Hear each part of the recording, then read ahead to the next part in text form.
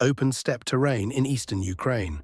1440 hours on a recent winter afternoon during severe blizzard conditions. Temperature -21 Celsius with sustained winds at 47 kilometers per hour, creating wind chill of -34. Horizontal snow reducing visibility to less than 20 meters. Complete whiteout conditions obscuring all landmarks and terrain features. A Russian motorized rifle battalion conducting tactical repositioning between sectors. 1,147 combat soldiers, 93 vehicles including infantry fighting vehicles, armored personnel carriers, trucks, command vehicles and support equipment. The battalion was ordered to relocate 47 kilometers to new defensive sector. Route was planned using maps and GPS navigation, journey time estimated at 3 hours under normal conditions. The blizzard struck 37 minutes into movement. Visibility collapsed from several kilometers to 20 meters within minutes. GPS systems malfunctioned. Some showed incorrect positions, others lost satellite lock completely. Vehicle commanders relied on following vehicle ahead through swirling snow. The convoy became disoriented, lost route, and began wandering across open steppe in random directions, seeking recognizable landmarks. 19 hours later, the battalion would be found scattered across 60 square kilometers of steppe. 423 soldiers would be dead from hypothermia and exposure. 687 would require hospitalization for severe frostbite and cold injuries. 37 would be missing, presumed dead, bodies lost in snow. The tactical repositioning that should have taken 3 hours would become nightmare of disorientation, vehicle failures, and mass cold casualties. This happened days ago during worst blizzard of winter season. Search and rescue operations recovered most survivors and bodies. Strategic implications of complete navigational failure in winter conditions continue being assessed by military analysts worldwide. This is what occurred during those 19 hours when winter storm defeated modern military force. Blizzard conditions create multiple hazards beyond simple cold temperatures. Horizontal snow driven by high winds reduces visibility to near zero, phenomenon called whiteout, where sky and ground become indistinguishable white mass. Landmarks disappear. Sense of direction is lost. Vehicles and personnel become disoriented within minutes. GPS systems can malfunction in severe weather due to atmospheric interference or equipment failures from cold. Radio communications are degraded by weather effects. The combination creates navigation nightmare where even short movements become dangerous. Russian motorized rifle battalion received movement order at 1300 hours. Destination was defensive sector 47 kilometers northeast.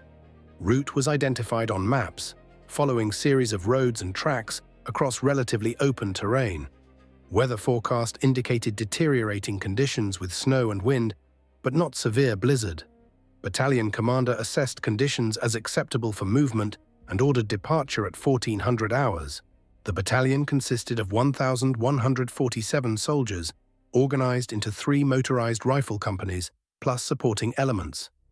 Vehicle inventory included 37 BMP-2 infantry fighting vehicles, 24 BTR-80 armored personnel carriers, 17 trucks carrying supplies and equipment, 8 fuel tankers, 7 command and communications vehicles. Total 93 vehicles in convoy formation. Navigation equipment was standard Russian military issue. Each vehicle had basic GPS receiver showing position and route. Company commanders had military-grade GPS with encrypted signals theoretically more resistant to jamming and interference. Battalion command vehicle had sophisticated navigation system with inertial guidance backup. Maps were available, but most vehicle commanders relied primarily on GPS for navigation in unfamiliar terrain. Movement commenced at 1400 hours on schedule. Convoy formation was standard. Reconnaissance vehicles leading, main body following, security and logistics vehicles interspersed, command vehicles in middle for protection. Speed was moderate at 35 kilometers per hour on snow-covered roads. Weather was overcast with light snow, but visibility remained several kilometers. Navigation appeared routine. At 1437, the blizzard struck with remarkable suddenness. Wind increased from 15 kilometers per hour to 47 within 5 minutes. Snow intensity increased from light flurries to horizontal sheets of dense snow. Visibility collapsed from kilometers to under 20 meters. The transformation was rapid and complete. Vehicle commanders initially maintained formation by following vehicle ahead. Lead vehicles navigated using GPS, showing route on digital displays. Following vehicles simply tracked taillights of vehicle ahead through snow. This procedure works adequately in limited visibility if lead vehicles maintain correct navigation and all vehicles remain in visual contact. At 14:52, 15 minutes into blizzard, GPS systems began showing anomalous behavior. Some receivers showed positions jumping erratically across map, displaying location hundreds of meters from actual position. Others lost satellite lock completely, showing error messages. Military-grade encrypted GPS in command vehicles functioned slightly better, but also showed degraded accuracy. The GPS problems were later attributed to combination of atmospheric interference from severe weather and possible electronic warfare jamming by Ukrainian forces aware of Russian movement. With GPS unreliable and visibility under 20 meters, lead vehicles began navigating by dead reckoning, estimating direction and distance based on compass headings and vehicle speed. This technique requires precise compass work and constant attention to heading. In swirling snow with no visibility, maintaining accurate heading is extremely difficult. Small errors accumulate rapidly. Within minutes, lead vehicles had deviated from planned route without recognition. Following vehicles had no independent navigation. They followed vehicles ahead through snow, maintaining visual contact with dim taillights barely visible through horizontal snow. As lead vehicles unknowingly deviated from route, entire convoy followed into open steppe away from planned track. At 15:23, convoy stopped. Lead reconnaissance vehicles reported uncertainty about position and route. Battalion commander ordered halt while navigation was resolved. Officers consulted maps and attempted GPS fixes. Positions shown by different GPS receivers varied by over 1 kilometer. Actual position was unknown within several kilometers. No landmarks were visible for reference. The battalion was lost in whiteout conditions on open steppe. Battalion commander made decision to continue movement northeast. General direction of intended destination. Without precise navigation, battalion would navigate by compass heading, moving cross-country until encountering recognizable features or reaching destination. This decision proved catastrophic. Movement resumed at 15:40 on compass bearing. Vehicles proceeded slowly at 20 kilometers per hour across open steppe. Snow depth varied from 30 to 80 centimeters, creating difficult driving conditions. Some vehicles became stuck in deep snow, requiring towing. Progress was slow and exhausting for drivers peering through whiteout conditions. At 16:15, lead elements encountered frozen creek crossing. Creek wasn't en route, indicated convoy had deviated significantly from planned track. Decision was made to cross and continue northeast. Crossing was difficult. Several vehicles broke through ice or became stuck in snow on creek banks. Recovery operations consumed 40 minutes, further exhausting personnel in extreme cold and wind. By 1700 hours, 3 hours into blizzard and 2 hours behind schedule, battalion had traveled approximately 12 kilometers in random direction across steppe. Actual position was unknown. Fuel consumption was higher than planned due to difficult terrain and low speed. Radio communications with higher headquarters were intermittent due to weather interference. Battalion was isolated in blizzard with no clear navigation. As darkness approached at 17:30, situation deteriorated further. Driving in darkness through blizzard with minimal visibility became nearly impossible. Vehicle headlights reflected off swirling snow, creating blinding effect.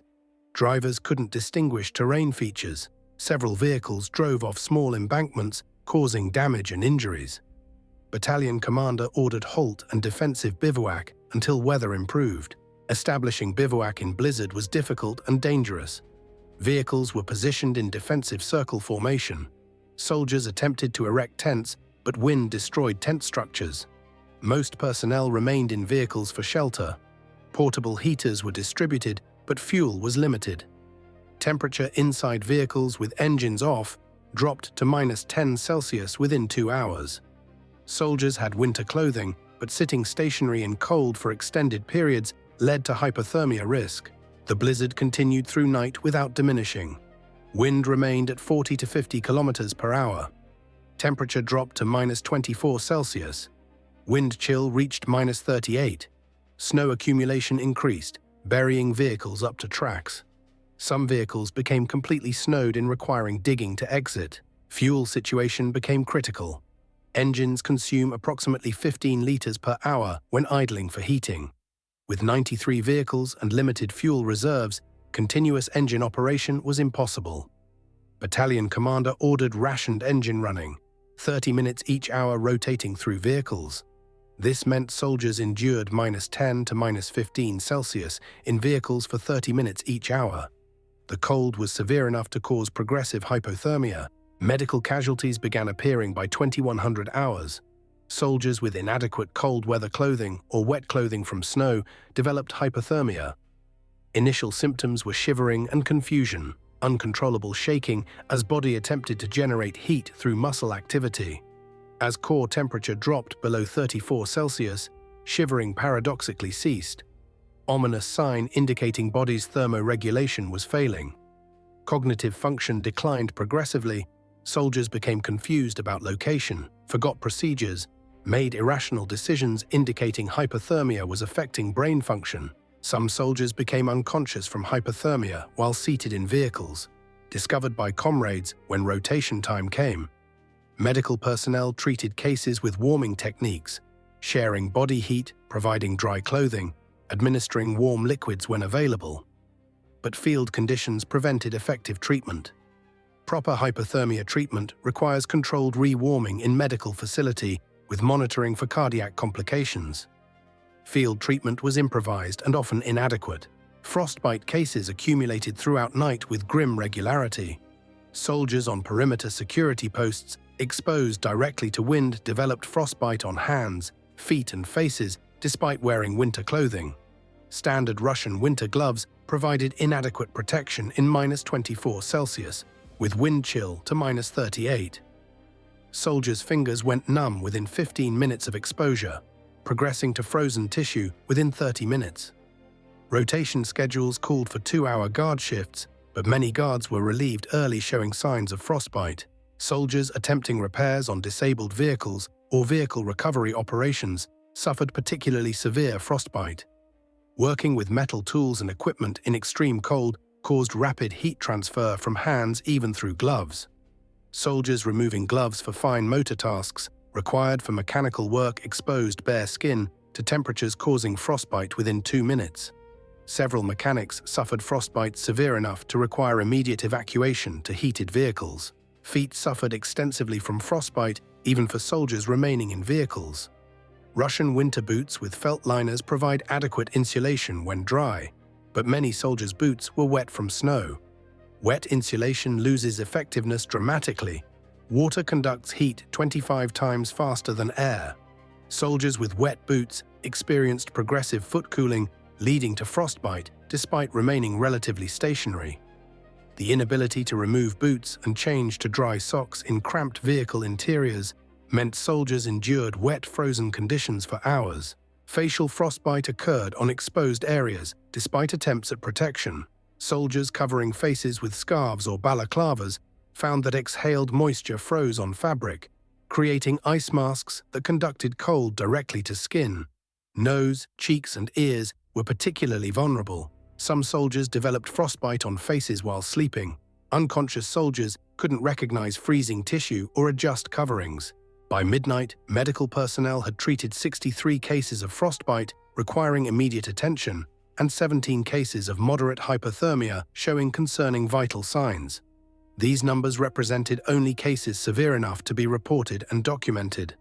Many soldiers experienced minor frostbite or early hypothermia that went unreported, suffering in silence rather than burdening overwhelmed medical staff. The actual number of personnel with some degree of cold injury likely exceeded 200 by midnight. Battalion medical officer submitted situation report via intermittent radio contact describing medical emergency developing. Request was made for medical evacuation of critical cases and emergency resupply of cold weather equipment and heating fuel. Response indicated weather-prevented helicopter operations and ground resupply would require minimum 8 hours.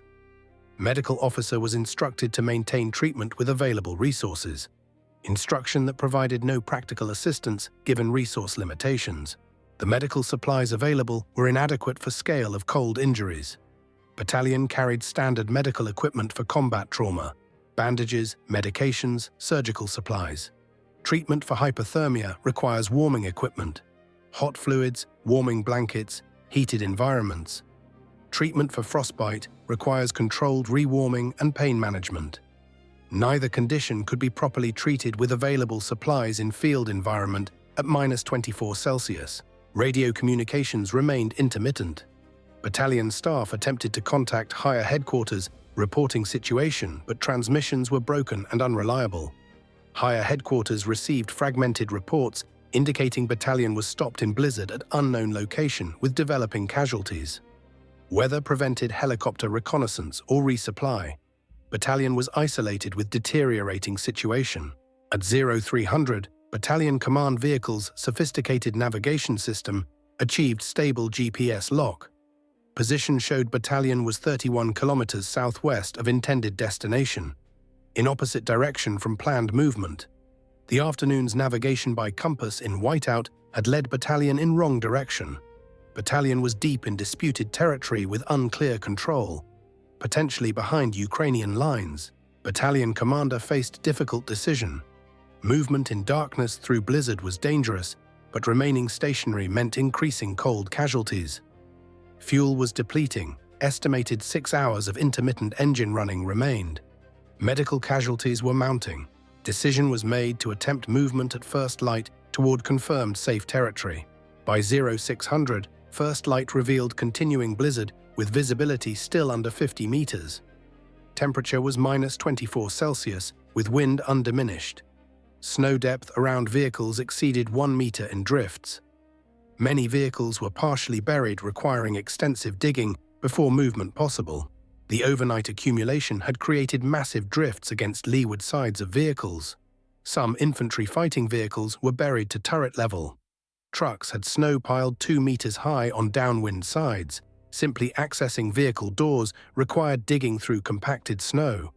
Soldiers emerging from vehicles after night of cold found themselves in landscape that had been transformed. All landmarks buried, visibility unchanged from previous day, continuing snowfall erasing any tracks or reference points. The digging exhausted soldiers, already weakened by cold exposure and inadequate rest. Physical exertion in extreme cold causes perspiration, which then freezes against skin, accelerating hypothermia through moisture-induced heat loss. Soldiers digging vehicles worked in teams, rotating every 15 minutes to prevent overexertion. Despite rotations, several soldiers collapsed from exhaustion combined with hypothermia while conducting vehicle recovery operations. Shovels were in short supply. Battalion carried perhaps 30 entrenching tools for 1,000 soldiers. Digging was accomplished primarily with hands, equipment, and improvised tools. Soldiers used mess kits, boards, and even hands to move snow. The work was slow and brutally difficult. Frozen snow had density and hardness approaching solid ice, requiring substantial effort to break and move. Some soldiers suffered additional frostbite to hands during digging operations. Despite wearing gloves, repeated contact with snow caused progressive cooling of extremities. Soldiers who removed gloves for better grip suffered rapid frostbite. Several personnel developed frozen fingers within minutes of exposure during digging operations. The need to dig conflicted with need to protect hands, creating no-win situation. The effort required 3 hours of sustained labor by hundreds of soldiers to prepare vehicles for movement. By 0900, vehicles were nominally prepared, but battalion had suffered additional casualties during recovery operations. 14 soldiers were incapacitated by hypothermia from exertion and exposure during digging. 23 additional frostbite cases were documented. The force that attempted movement was weaker than force that had stopped previous evening. Vehicle starting attempts revealed extent of cold damage to equipment. 19 vehicles were unable to start despite repeated attempts and various procedures. Diesel fuel had gelled in tanks and fuel lines overnight despite fuel additives. Engine oil had thickened to consistency, preventing starter motors from rotating engines. Batteries weakened by cold lacked sufficient power to overcome increased resistance. Even vehicles that ran intermittently overnight experienced starting difficulties, requiring extended cranking and auxiliary power. Technical specialists attempted various methods to start recalcitrant vehicles. Batteries were swapped from working vehicles. Slave cables transferred power between vehicles. Some crews attempted heating fuel tanks and lines using portable heaters. Dangerous procedure risking fire. Ether starting fluid was used to enhance combustion. Despite all efforts, 19 vehicles remained inoperative. The decision to abandon non-starting vehicles was difficult but necessary. Crews couldn't remain with disabled vehicles. They would freeze without vehicle heating. Towing disabled vehicles through deep snow with limited traction was impractical. Recovery vehicles themselves were marginally functional in extreme cold. Battalion commander ordered abandonment with crews distributed among remaining 74 vehicles. This redistribution created overcrowding in functioning vehicles. Infantry fighting vehicles designed for squad of 7 carried 10 or 12. Trucks carried double normal passenger loads. Command vehicles became transportation for displaced crews rather than command posts. The overcrowding created safety issues. Vehicles became unstable with excessive weight, escape was impeded in emergency, and cold injury risk increased as body heat was shared among more people. The psychological impact of abandoning vehicles was significant. Soldiers trained that vehicles are critical assets, watched equipment being left behind in enemy territory. Crews who had maintained and operated vehicles felt personal loss at abandonment. The decision signaled desperation. Battalion was sacrificing equipment for personnel survival. Morale, already degraded by night of suffering, declined further. At 10:15, lead vehicles encountered Ukrainian reconnaissance patrol. Brief firefight erupted before Ukrainian forces withdrew, observing superior Russian numbers. However, this contact confirmed Battalion was in Ukrainian-controlled territory. Ukrainian forces now knew Battalion's approximate position and reported to artillery command. Ukrainian artillery strikes began at 10:47. Precision was poor due to weather preventing drone reconnaissance, but general area was known. High explosive rounds detonated across Battalion position. Several vehicles were hit, causing casualties and fires. More critically, artillery forced Battalion to halt and disperse, preventing continued movement towards safety. Artillery harassment continued intermittently over next 2 hours, preventing organized movement. Battalion elements dispersed to reduce target concentration. Command and control broke down as units scattered. Individual vehicles and small groups attempted movement independently toward Russian lines. By 1300 hours, 19 hours after entering Blizzard, Battalion had effectively disintegrated as cohesive unit. Vehicles and personnel were scattered across 60 square kilometers. Some groups had reached Russian lines, others remained lost in steppe. Several groups had been engaged by Ukrainian forces. Casualties were catastrophic and still mounting. Russian search and rescue operations launched as weather improved at 1400 hours. Helicopters located scattered groups and began evacuation of casualties. Ground rescue vehicles moved toward last known positions. Recovery operations continued through afternoon and following day. Final casualty count was horrific. 423 confirmed dead from hypothermia, exposure, frostbite complications, and combat. Deaths were primarily from cold. Soldiers who became separated from vehicles, abandoned disabled vehicles, and attempted walking to safety, or developed severe hypothermia in vehicles with inadequate heating. Combat deaths were relatively few. Ukrainian artillery and small arms accounted for 63 deaths. 687 soldiers required hospitalization for severe cold injuries. Frostbite cases ranged from superficial to deep tissue damage requiring amputation. Hypothermia victims had sustained low core temperatures, causing organ damage. Many soldiers would require extended medical treatment and recovery. 37 soldiers remained missing. These personnel had become separated from units in Blizzard and were lost in vast steppe. Some bodies were found weeks later, others were never recovered, presumably died from exposure and were buried under snow in unmarked locations across steppe. Equipment losses exceeded $193 million. 19 vehicles were completely lost. abandoned when immobilized and subsequently destroyed by Ukrainian forces or weather. 47 vehicles required major repairs from cold damage, combat damage, or accidents. 27 vehicles were damaged beyond economic repair. All vehicles suffered some degree of cold-related damage to engines, hydraulics, or electronics. The tactical impact was elimination of Battalion as effective force. Unit required complete reconstitution with replacement personnel and equipment. Defensive sector that Battalion was meant to occupy had to be covered by reallocation of other units, stretching Russian defensive positions. The strategic impact extended beyond single battalion. Other Russian units implementing movement halts during severe weather reduced operational flexibility. Morale declined as soldiers recognized their vulnerability to navigation failures and cold casualties. Trust in GPS navigation decreased, slowing operations requiring verification by multiple methods. Russian military analysis identified comprehensive failures at multiple levels. Meteorological assessment underestimated blizzard severity. Navigation redundancy was inadequate. When GPS failed, no effective backup existed. Cold weather preparation was insufficient for personnel enduring 19 hours in extreme conditions. Command decisions, continuing movement in whiteout, establishing inadequate bivouac, delayed rescue request, all contributed. Ukrainian tactical response was opportunistic rather than planned.